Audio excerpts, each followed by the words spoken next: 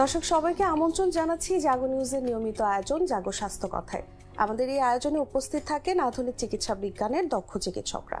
আজকে আমাদের এই আয়োজনের আলোচনার বিষয় ঘাড় এবং কোমরের ব্যথা, এবং এই বিষয়ে আলোচনার জন্য আজকে স্টুডিওতে উপস্থিত আছেন orthopaedic spine surgeon doctor Ziaul Hasan. কথা বলবো তার সাথে। আমন্ত্রণ আপনাকে। আপনাকে ধন্যবাদ। কেমন আছেন? জি, ভালো আছি।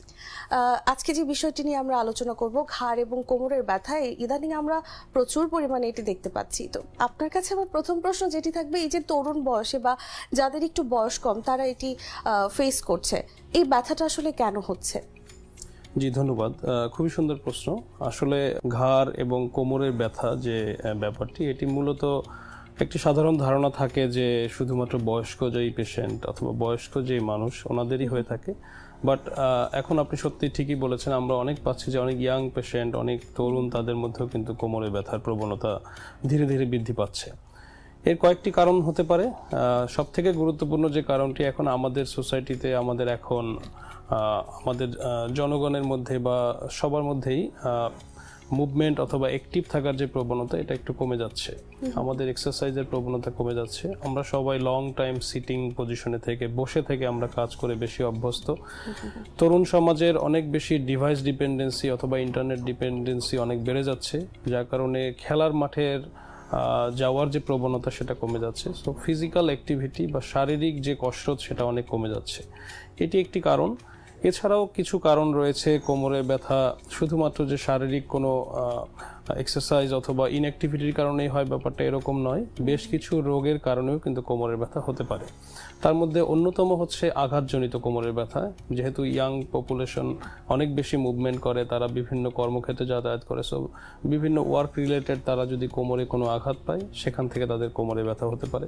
এছাড়া বেশ কিছু কারণ রয়েছে, যেমন কোমরে ইনফেকশন হতে পারে, কোমরে পিএলআইডি অথবা স্লিপ ডিস্কের প্রবলেম হতে পারে। অনেকাংশে দেখা যায় যে কোমরে যদি কখনো কারো মাসেলের দুর্বলতা থেকে থাকে, অনেকের জন্মগতভাবে কোমরের ডিফর্মিটি বা কোমর বাঁকা রোগ থেকে থাকে। এছাড়াও বিভিন্ন কারণে, যেমন ধরেন কখনো যদি এরকম হয় যে কারো কোমর ধীরে ধীরে দুর্বল হয়ে যাচ্ছে এবং সেই কোমরে সে অল্প পরিমাণে আঘাত পাচ্ছে, অথবা কেউ কেউ আছে যারা জিম করতে গিয়ে বা এক্সারসাইজ করতে গিয়ে ইয়াং পপুলেশনরা কোমরে কিন্তু চোট পেয়ে থাকে। সো কোমরের ব্যথা এখন কিন্তু আপনার শুধুমাত্র বয়স্কদের নয়, এটা ধীরে ধীরে ইয়াং পপুলেশনকেও আক্রান্ত করছে। একদমই ঠিক বলেছেন। আমরা কিন্তু কোমর বা ঘাড়ে ব্যথা বললেই যেমনটি হতো যে বয়স্কদের ক্ষেত্রেই বেশি দেখা যেত, কিন্তু ইদানিং তরুণদের ক্ষেত্রেও দেখা যাচ্ছে। আপনার কাছে প্রশ্ন থাকবে যে কি করা যেতে পারে যে তরুণরা যেন আর এই ধরনের ব্যথা অনুভব না করে, কোমর বা ঘাড়ের ব্যথা? জি, তরুণদের কোমর ব্যথা এড়িয়ে চলার জন্য সবথেকে যেটা গুরুত্বপূর্ণ সেটা হচ্ছে যে তরুণদেরকে এক্সারসাইজ করতে হবে। তরুণদেরকে শারীরিক যে ব্যায়াম এবং নিত্যনৈমিত্তিক খেলাধুলা, এগুলোর দিকে মনোনিবেশ করতে হবে।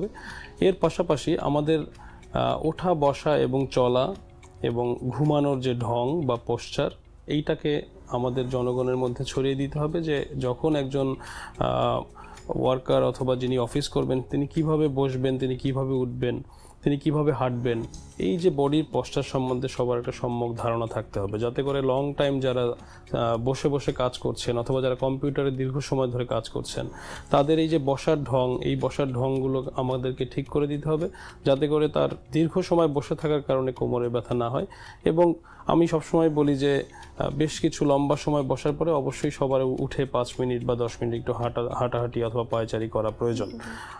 অন্যথায় যেটা হয় সেটা হচ্ছে কোমরের মাসেলটি জমে যায়, কোমরের মাসেলের রক্ত সাপ্লাইটা কমে যায়, তখন এর কারণে ধীরে ধীরে ধীরে ধীরে কোমরের ব্যথাটা অনেক সময় দেখা যায় যে লং স্ট্যান্ডিং বা দীর্ঘমেয়াদী হয়ে যায়। সো আমরা যারা রেগুলার বাইরে কাজ করি, আমরা যারা অফিস করি, আমাদের ইয়াং জেনারেশন হচ্ছে আমাদের মূল চালিকা শক্তি। সো তাদেরকে এডুকেশনের ব্যবস্থা করতে হবে যে কোমর ব্যথা এড়িয়ে চলার জন্য কি কি করলে তারা এই কোমর ব্যথাটাকে এড়াতে পারে। সো পেশেন্ট এডুকেশন এখানে খুবই একটা গুরুত্বপূর্ণ ভূমিকা পালন করতে পারে। একদমই। অনেক সময় আমরা দেখি যে ঘুম থেকে ওঠার পরে প্রচন্ড ঘাড়ে ব্যথা অনুভব করি, তো এর কারণ কি হতে পারে? যে এটি খুবই একটি কমন ঘটনা। সেটা হচ্ছে অনেক সময় আমরা পেশেন্টদেরকে পাই যারা আমাদের কাছে আসেন যে সকালবেলা ঘুম থেকে উঠে তার ঘাড়ে প্রচন্ড ব্যথা এবং সে কোনোভাবেই ঘাড় নাড়াতে পারছে না। বিশেষ করে দেখা যায় যে কখনো ডান পাশে কখনো বাম পাশে ব্যথাটি হয়ে থাকে, কখনো ঘাড়ের পিছন দিকে হয়ে থাকে, এবং যে সাইডে তার ব্যথাটি থাকে তিনি তার উল্টো পাশে তার ঘাড়কে কোনোভাবেই ঘোরাতে পারছেন না। এইটা মূলত সবথেকে কমন যে কারণ সেটা হচ্ছে যে ঘুমানোর আমাদের যে পজিশন, এই পজিশনটা অনেকে সঠিকভাবে জানেন না, এবং এই ঘুমানোর পজিশনের যে ভুল হয় বা দীর্ঘ সময় একই পজিশনে যে ঘুমিয়ে থাকার কারণে দেখা যায় যে কোমরের মাসলটা জমে যেতে পারে। কোমরের মাংসপেশি জমে গিয়ে তখন ওই মাংসপেশিটি যখন অত্যন্ত টাইট হয়ে যায় তখন ওই সাইড থেকে অন্য সাইডে যদি তিনি ঘাড়টি ঘোরাতে যান তখন তার প্রচণ্ড ব্যথা লাগে। এটার কয়েকটি কারণ থাকতে পারে। যদি কেউ অত্যাধিক উঁচু বালিশ ব্যবহার করে, অনেকে দুটি বালিশ একসাথে ব্যবহার করে ঘুমায়, আপনি দেখবেন অনেকেই বাসায় অভ্যাস, এদের ক্ষেত্রে এই ধরনের সমস্যাটা বেশি হয়। অনেককে আপনারা দেখবেন যে তিনি উপুর হয়ে ঘুমান। সো এই জিনিসটা আমরা সবসময় তাদেরকে বলি যে কখনোই উপুর হয়ে ঘুমানো ঘাড়ের জন্য সঠিক নয়, উঁচু বালিশে ঘুমানো ঘাড়ের জন্য সঠিক নয়। এবং আরেকটি ব্যাপার যেটা হয়ে থাকে সেটা হচ্ছে যে তিনি একই পজিশনে দীর্ঘ সময় ঘুমান। এই সমস্যাগুলো যদি থাকে সেক্ষেত্রে অনেক সময় দেখা যায় যে সকালে ঘুম থেকে ওঠার পরে ঘাড়ে ব্যথা হয়ে থাকে। এর বাইরেও কিছু রোগ আছে, যেমন মেরুদণ্ডের আর্থ্রাইটিস রোগ, যেটাকে বলে স্পন্ডাইলো আর্থ্রোপ্যাথি, বা ঘাড়ের আর্থ্রাইটিসের রোগে যেই রোগীরা ভুগে থাকেন তাদের ক্ষেত্রে কিন্তু সকালবেলা ব্যথাটা বেশি থাকে। সো যখনই আপনি দেখবেন যে সকালবেলা ব্যথাটি কোনো রোগীর দীর্ঘমেয়াদী হয়ে যাচ্ছে তখন তার চিকিৎসকের পরামর্শ নেওয়া উচিত, কারণ তাকে এটা স্ক্রিন আউট করতে হবে যে তার ঘাড়ে কোনো আর্থ্রাইটিস রয়েছে কিনা। এটি খুবই গুরুত্বপূর্ণ। আমরা কোমরের ব্যথা নিয়ে কথা বলছিলাম, এবং আপনি কিছুক্ষণ আগে বলছিলেন যে ইদানিং কিন্তু সবাই কম বেশি অফিসে কাজ করছে, সারাদিনই অফিসে কাটাতে হচ্ছে এবং দীর্ঘ সময় চেয়ারে বসে থাকতে হচ্ছে। তো চেয়ারে বসার জন্য একদম ঠিকঠাক পজিশনটা কি সেটা যদি বলে দিতেন, কিভাবে বসতে হবে যেন কোমরে ব্যথা অনুভব না হয়? জি ধন্যবাদ। এটি খুবই গুরুত্বপূর্ণ প্রশ্ন, কারণ হচ্ছে আমাদের পপুলেশনের একটি বড় অংশ কিন্তু অফিস ওয়ার্কার। তারা অফিসে কাজ করেন, অনেকে লং টাইম ডেস্কে বসে থাকেন, অনেকে কম্পিউটারে কাজ করেন। সো আমি এখানে কয়েকটি কথা বলতে চাই যেটা সবার জন্য খুবই আমার মনে হয় যে তাৎপর্যপূর্ণ। সেটি হচ্ছে নাম্বার ওয়ান, আমার কথা বলার যে বিষয় সেটা হচ্ছে যে বসার ঢংটা কীরকম হবে। যখন একজন অফিসার বা ওয়ার্কার যখন তিনি তার ডেস্কে বসবেন, আমি সবসময় বলি যে তার বডি এবং তার থাই বা পায়ের অংশ, এই দুটির মাঝখানে যে অ্যাঙ্গেলটি হবে সেটি হবে 120 ডিগ্রি। তার মানে সেই 90 ডিগ্রি যদি আমরা ধরি যে কোমর একদম সোজা রেখে স্ট্রেট বসা, তাহলে তার থেকে 120 ডিগ্রি অ্যাঙ্গেল করতে হলে আমাকে কিছুটা পিছনে আসতে হবে। জাস্ট কোমরটা পিছনে সামান্য হেলিয়ে দিয়ে বসতে হবে, এবং অবশ্যই কোমরের পিছনে একটি ব্যাক সাপোর্ট নিতে হবে। একটি ব্যাক সাপোর্ট, এখন অনেক রেডিমেড ব্যাক সাপোর্ট কিনতে পাওয়া যায় যেগুলো মার্কেটে অ্যাভেলেবেল, এবং এটি চেয়ারের পিছনে খুব সুন্দরভাবে সেট করে নেওয়া যায়। সো ওই ব্যাক সাপোর্টগুলো আমি দেখেছি এমনভাবেই ডিজাইন করা যে আপনার বডি এবং পায়ের যে অ্যাঙ্গেল মাঝখানে বসতে গেলে এটা 120 ডিগ্রি মেনটেন হয়। এটি একটি খুব গুরুত্বপূর্ণ। 2 নম্বর কথা আমি যেটা বলতে চাই সেটা হচ্ছে যদি কেউ ডেস্কে কম্পিউটার ইউজ করে, খুবই ইম্পর্টেন্ট। আমরা জানি একটি নতুন টার্ম এসেছে মেডিকেল টার্মিনোলজিতে, সেটা হচ্ছে টেক্সট নেক সিনড্রোম। সেটা হচ্ছে যারা দীর্ঘক্ষণ কম্পিউটারে অথবা মোবাইল স্ক্রিনে অথবা আইপ্যাড ইউজ করে, তাদের যদি এই মোবাইল বা আইপ্যাড অথবা তার ল্যাপটপটি যদি তার আই লেভেলে না থাকে, মানে তার চোখ যে লেভেলে সে স্ট্রেট এভাবে তাকিয়ে বসে সে কাজ করবে, এই লেভেলে যদি না থাকে, সে যদি ঘাড়টি দীর্ঘ সময় নিচের দিকে দিয়ে তারপরে কাজ করে, তাহলে তার ঘাড়ের যে পিছনের মাংসপেশি সেটার উপরে কিন্তু স্ট্রেস পড়ে। এবং দীর্ঘ সময় এভাবে বসে টেক্সটিং অথবা টাইপিং করার কারণে যেটা হয় এটাকে বলা হচ্ছে টেক্সট নেক সিনড্রোম। এই কারণে ঘাড়ে ব্যথা তৈরি হয়, এবং প্রথম দিকে এটি মাংসপেশিকে আক্রান্ত করে, পরবর্তীতে ঘাড়ের জয়েন্টসগুলোকে আক্রান্ত করে। অতএব দেখা যায় যে এই সমস্যা প্রথমত খুব বেশি সিরিয়াস না হলেও লং টাইম এভাবে বসে কিন্তু রং পোস্টার অথবা ভুল অঙ্গবিন্যাসে বসার কারণে তিনি কিন্তু একটা দীর্ঘমেয়াদী ঘাড়ে বা কোমরের ব্যথায় আক্রান্ত হন। অতএব দুটি কথার মূল সারমর্ম হচ্ছে যে বসার সময়ে তার বডি এবং পায়ের মাঝের অ্যাঙ্গেলটি ঠিক রাখতে হবে, একটি ব্যাক সাপোর্ট ইউজ করতে হবে, এবং কেউ যদি ল্যাপটপ বা কম্পিউটার তার ডেস্কে ব্যবহার করে, সেই স্ক্রিনের হাইটটি হবে এমন যেন এটা আই সাইডে থাকে, তাকে সে যেন সোজা হয়ে বসে এভাবে টাইপিং করতে পারে, তাকে যেন নিচের দিকে তাকে টাইপিং করতে না হয়। আপনি অনেক অফিসে দেখবেন যে ল্যাপটপটি গ্রাউন্ডে সেট করা, আন্ডার দ্য গ্লাস। সো ওয়ার্কাররা বা অফিসাররা তখন নিচের দিকে তাকে টাইপ করেন, এটা তার ঘাড়ের এবং কোমরের মাংসপেশির উপরে একটি খারাপ প্রভাব ফেলে। একদমই, অসংখ্য ধন্যবাদ। আমার মনে হয় যে দর্শকরা অনেক বেশি উপকৃত হবে আপনার এই কথাগুলো শোনার পরে, কারণ আসলে অনেকেই জানেন না যে বসার সঠিক পজিশনটা আসলে কি। এই জন্য কিন্তু অনেকেই এই ধরনের ব্যথার সম্মুখীন হচ্ছেন। অনেক সময় এমন হয় যে ঘাড় এবং কোমরের ব্যথার কারণে অনেকেই ব্যথানাশক ওষুধ খেয়ে ফেলছেন, তো পেইন কিলার খাচ্ছেন বিভিন্ন ধরনের, এটা কতটুকু যুক্তিযুক্ত? পেইন কিলার খাওয়া বা যে কোনো মেডিসিনই কোনো চিকিৎসকের পরামর্শ ব্যতীত খাওয়ার একটি গাইডলাইন রয়েছে। আমরা জানি ওভার দ্য কাউন্টার ড্রাগ নামে কিছু মেডিসিন পাওয়া যায়। ওভার দ্য কাউন্টার ড্রাগ বা ওটিসি ড্রাগ যাদেরকে বলে, ওই মেডিসিনগুলো যে কোনো ফার্মেসি থেকে প্রেসক্রিপশন ছাড়াই পাওয়া যায়। সেগুলি হয়তো একদিন বা 2 দিন খাওয়া যেতে পারে, তবে নিজের অন্য কোনো রোগ রয়েছে কিনা, যেমন কারো কিডনি রোগ থাকতে পারে, কারো দীর্ঘমেয়াদী ডায়াবেটিস রোগ থাকতে পারে, কারো হার্ট ডিজিজ থাকতে পারে, কারো লিভার ডিজিজ থাকতে পারে। যদি এই ধরনের কোনো ডিজিজ কারো থাকে, তাহলে আমি মনে করি যে ওটিসি ড্রাগ বা ওভার দ্য কাউন্টার ড্রাগ হিসেবে যে পেইন কিলার রোগীরা খেয়ে থাকে, সেটাও তার জন্য ঝুঁকিপূর্ণ। যদি এ ধরনের কোনো কোমরবিডিটিস অথবা তার অন্য কোনো জটিলতা থেকে থাকে কোমর ব্যথা ছাড়া, তাহলে অবশ্যই আমি মনে করি যে ব্যথার ওষুধ বা ব্যথানাশক ওষুধ খাওয়ার আগে অবশ্যই চিকিৎসকের পরামর্শ নেওয়া উচিত। যদি কারো কোনো কোমরবিডিটিস না থাকে, সেক্ষেত্রে হয়তো 1টি বা 2টি ডোজ উনি ওভার দ্য কাউন্টার ড্রাগ, যেগুলো প্রেসক্রিপশন ব্যতীত কেনার অনুমতি রয়েছে, সেই ধরনের মেডিসিন উনি 1 ডোজ বা 2 ডোজ খেতে পারেন, যে ইনিশিয়ালি উনি দেখলেন যে এটি সলভ হয়ে যায় কিনা। বাট যদি কোনো কোমরবিডিটিস থাকে, তাহলে অবশ্যই চিকিৎসকের পরামর্শ নিয়ে খাওয়া উচিত, আদারওয়াইজ এটি তার স্বাস্থ্য জটিলতা তৈরি করতে পারে। একদমই। অনেক সময় আমরা দেখি যে অনেকেই জিম করেন, তারপর কোনো স্পোর্টস ইনজুরি থাকে, তো সেক্ষেত্রে আপনার পরামর্শ কি থাকবে তাদের প্রতি? জি, খুবই গুরুত্বপূর্ণ একটি কথা বলেছেন। আমাদের ইয়াং জেনারেশনের মধ্যে জিম এখন অনেক পপুলার। আমি এটাকে খুবই পজিটিভলি নেই যে সবাই জিম করছে, সবাই তার স্বাস্থ্য সচেতনতা আমাদের মধ্যে অনেকটাই বৃদ্ধি পেয়েছে। কিন্তু সবকিছুরই একটি ফরম্যাট থাকা উচিত, সবকিছুরই একটি গাইডলাইন থাকা উচিত, এবং এই গাইডলাইন মেনেই সবার সেটা করা উচিত। আমি মনে করি যে আমাদের বডির যে মাসেলগুলো রয়েছে, সেই মাসেলগুলোর মধ্যে কয়েকটি ভাগ রয়েছে। কিছু আছে কোর মাসেল, কিছু আছে তার লিম্ব মাসেল। এই মাসেল সম্বন্ধে ধারণা থাকতে হবে যারা জিম করবেন ওনাদের। অন্যথায় যেটি হবে, ওনার যদি কোর মাসেল, যেমন পেটের মাংসপেশি, ব্যাকের পিছনের মেরুদণ্ডের মাংসপেশি অথবা বাটকের মাংসপেশি, এগুলো যদি তার যথেষ্ট শক্ত না হয়, যথেষ্ট এগুলো ম্যাচিওর না হয়, উনি যদি সরাসরি একটি অত্যন্ত ভার উত্তোলন করার কোনো ব্যায়াম করে থাকেন, লাইক ডেডলিফট করে থাকেন বা স্কোয়াটিং বা ওভারহেড প্রেস, এই টাইপের কোনো ব্যায়াম যদি উনি করতে যান, সেক্ষেত্রে কিন্তু ওনার হঠাৎ করে কোমর ব্যথা তৈরি হতে পারে এবং কোমর আঘাতপ্রাপ্ত হতে পারে। অতএব কোমর ব্যথা এড়িয়ে যদি কেউ সেফলি জিম করতে চান, সেক্ষেত্রে তার যেটা উচিত হবে, তাকে অবশ্যই আগে ওয়ার্কআউট করে নিতে হবে। তাকে গ্র্যাজুয়ালি আস্তে আস্তে ওয়েট বাড়াতে হবে। তাকে প্রথমে স্ট্রেচিং করতে হবে, তার কোর মাসেল এক্সারসাইজটি আগে করতে হবে, অথবা যে কোনো রকম ওয়েট লিফটিংয়ে যাওয়ার আগে সে কিছুক্ষণ কার্ডিও করে নিবে, যাতে করে তার বডি প্রপারলি অক্সিজেন পায় এবং তার মাসেলগুলো যাতে রিল্যাক্স থাকে।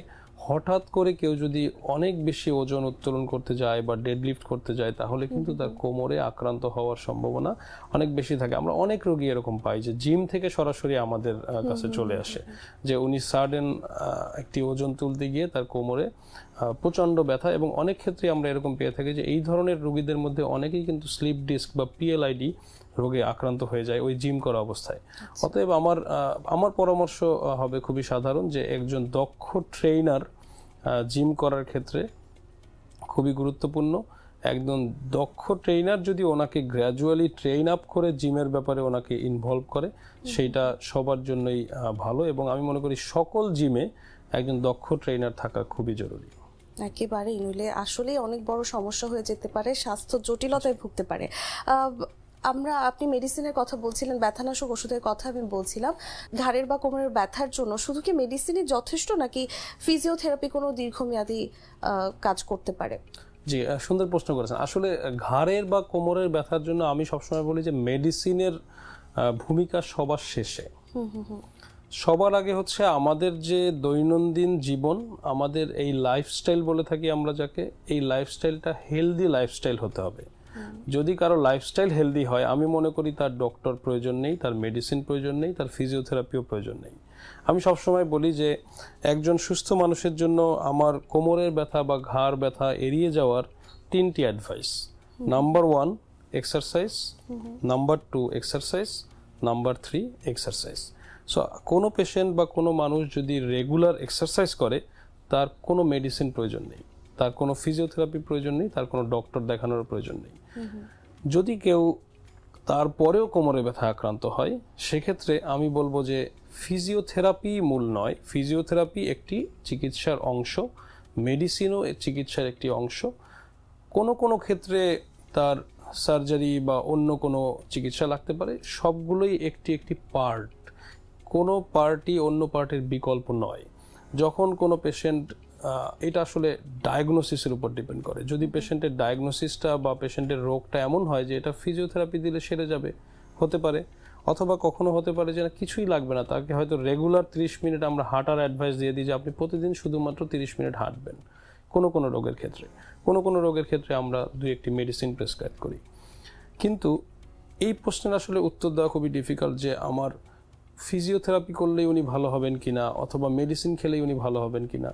মূল হচ্ছে ওনার যে কোমর ব্যথা হচ্ছে এই কোমর ব্যথার কারণটা নির্ণয় করা, কোমর ব্যথার কারণ নির্ণয় করে অ্যাকর্ডিং টু কজ তার যে প্রবলেম সেই প্রবলেমটা কী ধরনের চিকিৎসা নিলে এটা ঠিক হবে সেটা নির্ধারণ করে ওনাকে চিকিৎসা নিতে হবে। যদি ফিজিওথেরাপিতে ঠিক হওয়ার মতো হয় ফিজিওথেরাপি, যদি মেডিসিনে হয় মেডিসিন, বা অন্য কোনো চিকিৎসা লাগলে অন্য কোনো চিকিৎসা। সো আমি মনে করি, আবার আমি এটা মনে করিয়ে দিতে চাই, সেটা হচ্ছে যে কোমর ব্যথা থেকে বাঁচতে হলে কোনো চিকিৎসা নয়, আগে প্রতিরোধ জরুরি, এবং এই প্রতিরোধের একমাত্র হাতিয়ার হচ্ছে এক্সারসাইজ। একদমই আমরা আলোচনার শেষ পর্যায়ে চলে এসেছি, কিন্তু আপনি এক্সারসাইজের কথা বলছিলেন, তার সাথে খাদ্যাভ্যাস নিয়েও কিন্তু কিছু প্রশ্ন থেকে যায়। তো সুন্দর জীবনযাপনের জন্য, বা আমি যদি বলি বিশেষ করে নারীরা কিন্তু হাড়ের সমস্যায় বেশি ভুগছেন, তো তাদের জন্য কি কি খাদ্যাভ্যাস আপনি পরামর্শ করবেন? জি, ধন্যবাদ, খুবই সুন্দর প্রশ্ন। নারীদের ক্ষেত্রে আমি সবসময় বলি যে কর্মজীবী নারী যারা, তাদের ক্ষেত্রে কন্ডিশনটা অনেকটাই ভালো, বিকজ তারা রেগুলার বাসার বাইরে যাচ্ছেন, তারা সানলাইটে যাচ্ছেন, তাদের সূর্যের আলো তাদের স্কিনে পড়ে শরীরে ভিটামিন ডি তৈরি করছে। অতএব যারা ওয়ার্কিং লেডি তাদের ক্ষেত্রে কিন্তু হাড়ের সমস্যাটা অনেকটাই কম। বাট আমাদের একটা বড় অংশ এখনও কিন্তু ওয়ার্কিং না, তারা দেখা যায় যে বাসা বাড়িতেই বেশি সময় থাকেন, হাউস ওয়াইফ বিশেষ করে যারা, তাদের কিন্তু বাইরে যাওয়া কম হচ্ছে, এবং এই বাইরে কম যাওয়ার কারণে তাদের শরীরে কিন্তু সানলাইট কম পড়ছে এবং ভিটামিন ডি এর ঘাটতি হচ্ছে। অতএব নারীদের ক্ষেত্রে আমি সব সময় যেটা বলি, যারা ইয়াং লেডি তাদের ক্ষেত্রে অনেক সময় ভিটামিন ডি লেভেলটা মেনটেন করা খুব জরুরি। ভিটামিন ডি যে সমস্ত খাবারে বেশি পাওয়া যায় সেই খাবারগুলোর দিকে ওনাদেরকে নজর দিতে হবে, বিশেষ করে দুধ, ডিম, সামুদ্রিক মাছ, কিছু সবুজ শাকসবজি রয়েছে, এগুলো তাদেরকে বেশি করে খেতে হবে। তাদেরকে এক্সারসাইজ করতে হবে। এক্সারসাইজ আমি বারবার বলছি, কারণ কোমর এবং ব্যাকের জন্য এক্সারসাইজের কোনো বিকল্প নেই। অনেক ক্ষেত্রে যেই সকল নারী আমাদের মায়েরা আছেন তারা 45 বছর ঊর্ধ্বে, তাদের ক্ষেত্রে 45 বছর পরে নারীদের একটি হরমোনাল চেঞ্জ হয়, যার কারণে কিন্তু অস্টিওপোরোসিস বা হাড় ক্ষয় হতে শুরু করে। এদের ক্ষেত্রে অনেক সময় মেডিসিন দরকার হয়। সেক্ষেত্রে আমরা যেটা করি, চিকিৎসকরা আমাদের কাছে 50 ঊর্ধ্ব বা 45 ঊর্ধ্ব নারীরা আসলে আমরা তাদের বোন ডেনসিটিটি চেক করি। বোন ডেনসিটি চেক করে যদি কারো মেডিসিন প্রয়োজন হয় আমরা মেডিসিন দিই, যদি কারো মেডিসিন প্রয়োজন না হয় তাদের ক্ষেত্রে আমরা লাইফস্টাইল অ্যাডভাইস করি। অতএব নারীদের ক্ষেত্রে সুষম খাদ্য এবং এক্সারসাইজ, যদি কারো 45 বছর পার হয়ে যায় সেক্ষেত্রে তাদের ক্ষেত্রে চিকিৎসার প্রয়োজন হতে পারে। একদমই। শেষ যে প্রশ্নটি আমি করতে চাই, যে অনেক সময় দেখা যায় আমাদের ব্যাক পেইন হচ্ছে, আমরা সেটাকে সেভাবে গুরুত্ব দিচ্ছি না বা চিকিৎসকের কাছে যাচ্ছি না, কোন পর্যায়ে গেলে এই ব্যথাটাকে সাধারণ না ভেবে চিকিৎসকের শরণাপন্ন হওয়া উচিত? জি, আপনাকে ধন্যবাদ, ভালো একটি প্রশ্ন করেছেন। আমরা এটাকে বলি red flag sign. Red flag sign, red মানে লাল, সাইন মানে হচ্ছে যে চিহ্ন, যে আমরা সবসময় দেখি যে ডেঞ্জার সাইনকে লাল আকারে একটা চিহ্ন দেওয়া হয়। সো এটাকে বলে কোমরের রেড ফ্ল্যাগ সাইন। যেই সাইনগুলো থাকলে রোগীকে অবশ্যই ডক্টরের কাছে যেতে হবে। আমি যদি শুরু থেকে বলি যে বয়স, আমরা বলি যে 20 বছরের কম অথবা 55 বছরের বেশি, এই ধরনের রোগীদের যদি হঠাৎ করে কোমর ব্যথা হয় এটিকে অবশ্যই চিকিৎসার কাছে যেতে হবে, কারণ 20 বছরের আগে সাধারণভাবে কোমর ব্যথা হওয়ার কথা না যদি কোনো রোগ না থাকে। 55 বছরের পরে যেহেতু বয়স বেড়ে যাচ্ছে, হঠাৎ করে কোমরের ব্যথা কোনো রোগ হওয়ার সম্ভাবনা রয়েছে, চিকিৎসকের কাছে যেতে হবে। যদি কোনো রোগীর কোমরে ব্যথার সাথে সাথে জ্বর থাকে, ক্ষুধামন্দা থাকে, যদি কারো ওয়েট কমে যায় ধীরে ধীরে শরীরে, তাহলে তাকে অবশ্যই চিকিৎসকের কাছে যেতে হবে। যদি কারো কোমরের ব্যথাটি পায়ের দিকে ছড়িয়ে পড়ে, পায়ের মধ্যে ঝিনঝিন অনুভূতি তৈরি হয় বা পায়ে কোনো দুর্বলতা তৈরি করে, চিকিৎসকের কাছে তাকে যেতে হবে। অনেক রোগী আছে যে কোমরের ব্যথার পরে হঠাৎ করে তার প্রস্রাবের কন্ট্রোলটি নষ্ট হয়ে যায় বা তার মল ত্যাগ করার যে কন্ট্রোল সেটি নষ্ট হয়ে যায়। এটা খুবই ডেঞ্জার সাইন। এরকম হলে অবশ্যই তাকে চিকিৎসকের কাছে যেতে হবে। সর্বশেষ আমি যেটি বলতে চাই, যদি কেউ কোমরে আঘাত পেয়ে থাকে এবং তারপরে যদি তার কোমর ব্যথাটা দীর্ঘমেয়াদী হতে থাকে, তাহলে অবশ্যই তাকে কোমর ব্যথা জন্য চিকিৎসকের কাছে যেতে হবে। আরেকটি ব্যাপার, আমাদের এটা যদিও খুব কমন নয়, তারপর আমি বলে রাখতে চাই, সেটা হচ্ছে যদি কারো আগে কোনো ক্যান্সারের ইতিহাস থাকে, যে তার শরীরে কোনো ক্যান্সার ছিল, সেটি চিকিৎসা হয়ে গিয়েছে, অথবা বর্তমানেও কোনো ক্যান্সার চালু আছে, এই সমস্ত রোগীর যদি কোমরে ব্যথা হয়, সেক্ষেত্রে আমরা অনেক সময় কিন্তু সম্ভাবনা থাকে যে ক্যান্সারটি রক্তের মাধ্যমে এসে কোমরে অনেক সময় এসে বাসা বাঁধে, সেই ধরনের কোনো সম্ভাবনা থাকতে পারে। সো ক্যান্সার রোগীদের যদি কোমর ব্যথা তৈরি হয়, অবশ্যই কোমরের চিকিৎসক দেখাতে হবে বা একজন স্পাইন সার্জন দেখাতে হবে, কারণ সেক্ষেত্রে অনেক সময় এক্স-রে বা MRI করে রোগ নির্ণয়ের একটি প্রশ্ন চলে আসে।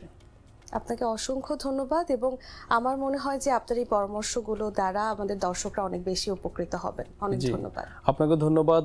সেই সাথে জাগো স্বাস্থ্য কথার সকল কলাকুশলী এবং সকল স্টাফদেরকে ধন্যবাদ জানাই। অসংখ্য ধন্যবাদ। দর্শক, আজ এ পর্যন্তই। পরবর্তী পর্বে আবারও কোনো দক্ষ চিকিৎসককে নিয়ে আপনাদের সামনে হাজির হব। ততদিন সবাই ভালো থাকবেন, সুস্থ থাকবেন এবং জাগো নিউজের সঙ্গেই থাকবেন। ধন্যবাদ।